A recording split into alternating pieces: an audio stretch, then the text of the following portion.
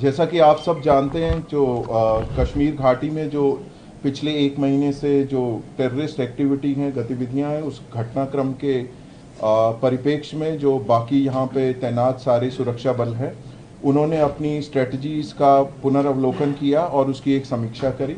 और इसी समीक्षा के तहत जो है हम लोगों का बहुत इंटेंसिफाइड फोकस ऑपरेशन पे रहा, और इसी इंटेंसिफाइड फोकस और आपसी तालमेल और कोऑर्डिनेशन के तहत हम लोगों ने पिछले 48 घंटों में 2 सक्सेसफुल ऑपरेशन यहाँ अंजाम दिए हैं, जिसमें हम लोगों को बहुत ही सिग्निफिकेंट जो है अचीवमेंट मिली है। इन दोनों ऑपरेशंस में CRP, army, Jammu Kashmir police का शाना बशाना रोल रहा है, और इन लोगों ने, हमारे जवानों ने और हमारे अफसरों ने कंधे से कंधा मिला के इन ऑपरेशंस को अंजाम दिया है। सरसरी तौर पे ये 2 ऑपरेशंस, एक केलर के इलाके में जो कि शोपियां में आता है वहाँ हुआ, और दूसरा जो कि कल जो था त्राल के इलाके में हुआ। इन दोनों ऑपरेशंस में 6 टेररिस्ट को न्यूट्रलाइज किया गया। और मैं आपको ये बताना चाहता हूँ कि ये जो आपसी तालमेल है सुरक्षा बलों का यहाँ पे, और बाकी सुरक्षा एजेंसीज का, भले ही जो भी आसूचना देनी हो, इंटेलिजेंस एजेंसी हो, बाकी हो, उनके आपसी तालमेल और समन्वय के कारण ही ये ऐसे जो सक्सेसफुल ऑपरेशन संभव हुए हैं। और हम सब लोग जम्मू कश्मीर में, खासकर कश्मीर वैली में, इस चीज़ के लिए कटिबद्ध हैं कि जो टेरर इकोसिस्टम है या कोई भी टेररिस्ट एक्टिविटी है, उसका खात्मा करने के लिए हम सदैव तत्पर एवं हमेशा कटिबद्ध रहेंगे। अब मैं जीओसी विक्टर फोर्स से रिक्वेस्ट करूंगा कि वो आपको अपने जो हिस्से का पक्षसार दें। थैंक यू अजय साहब। मैं आपको जो ये 2 ऑपरेशंस हुए उनको एग्जैक्टली कैसे अनफोल्ड हुए उसके बारे में ब्रीफली बताऊंगा।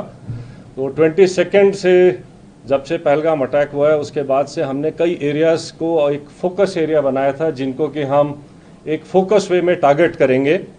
और जैसे हमें इंटेलिजेंस इनपुट्स आ रहे थे कि जो टेररिस्ट ग्रुप्स हैं वो अब बर्फ़ पिघलने के बाद जंगलों में हायर रीचेस में चले गए हैं, और इसको ध्यान में रखते हुए जो हायर रीचेस हैं, जो ऊंचे पहाड़ों में जो जंगल्स हैं, वहाँ पर हमारी डोमिनेशन पार्टीज कंटिन्यूसली डिप्लॉयड थी।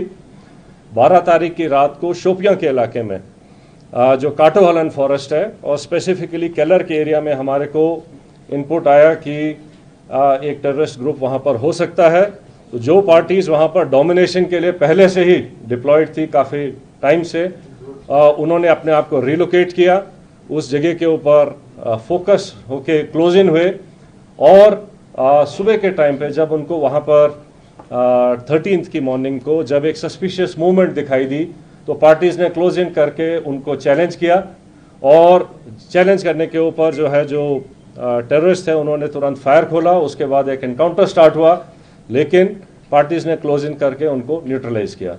तो ये जो ऑपरेशन था ये हायर रीचेस में काफ़ी ऊंचाई के इलाके के ऊपर हुआ, और काफ़ी डिफ़िकल्ट एरिया था जहाँ पर इस किस्म के ऑपरेशन को अंजाम दिया गया। जो सेकेंड ऑपरेशन था जो कि त्राल के इलाके में हुआ था, उसका टेरेन बिल्कुल डिफरेंट है, जो कि एक गांव के अंदर था। तो उसी में इनपुट आई कि शायद एक टेररिस्ट ग्रुप जो है एक गांव के नाडर के इलाके में गांव के अंदर कुछ टाइम के लिए सेटल्ड है, और इमीडिएटली उस विलेज को कॉर्डन किया गया। जब कॉर्डन लग रहा था तो ये टेररिस्ट जो है उन्होंने अलग अलग घर के अंदर पोजीशन ले ली और फायर करने की कोशिश की, और रादर फायर किया। और उस टाइम पे हमारा चैलेंज था कि जो सिविलियंस हैं, जो इनोसेंट, जो वहाँ पर बच्चे, फैमिलीज, बुजुर्ग हैं, उनको वहाँ से निकाला जाए। तो पहले उनको सेफली उस जगह से निकाला गया, और उसके बाद सिस्टमेटिकली तरीके से सर्च करी गई एक एक घर को, और एक एक करके अलग अलग जगह के ऊपर इन 3 टेररिस्ट को न्यूट्रलाइज किया गया।